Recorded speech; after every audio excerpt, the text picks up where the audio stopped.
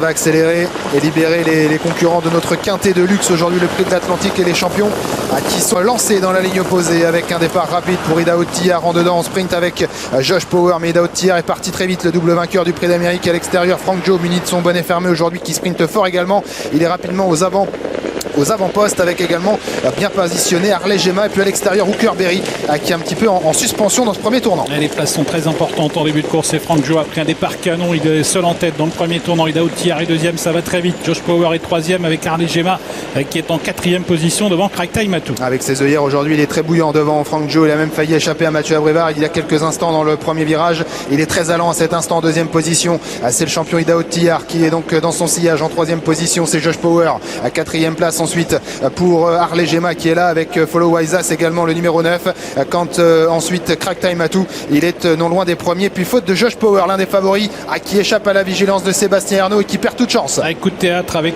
Josh Power qui est au galop. Quant à Gohan Boy, il est pour l'instant dans le dernier tiers du peloton dans une course très rythmée avec un Frank Joe qui tire beaucoup et qui est marqué de très près par le champion Idaho Tillard. En troisième position, il y a Follow Isas.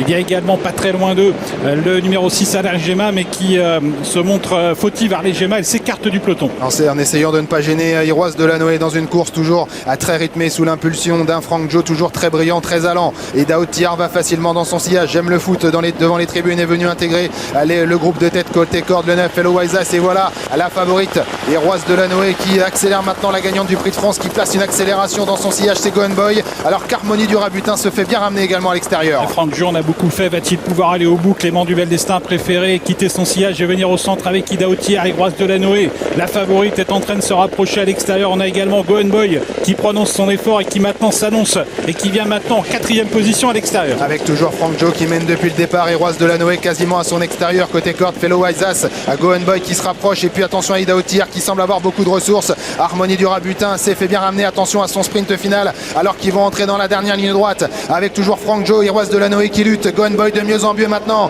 avec également le numéro 3 Idaho Tillard qui est lancé le double vainqueur du Prix d'Amérique qui va peut-être venir jouer la victoire. Harmonie du Rabutin également et c'est Gohan Boy qui a pris l'avantage. Idaho Tillard de mieux en mieux maintenant alors qu'Iroise Delanoë est battu et c'est Idaho Tillard le double vainqueur du Prix d'Amérique qui va peut-être venir à bout de Gohan Boy. Idaho Tillard de plus en plus fort qui va s'imposer dans ce Prix de l'Atlantique.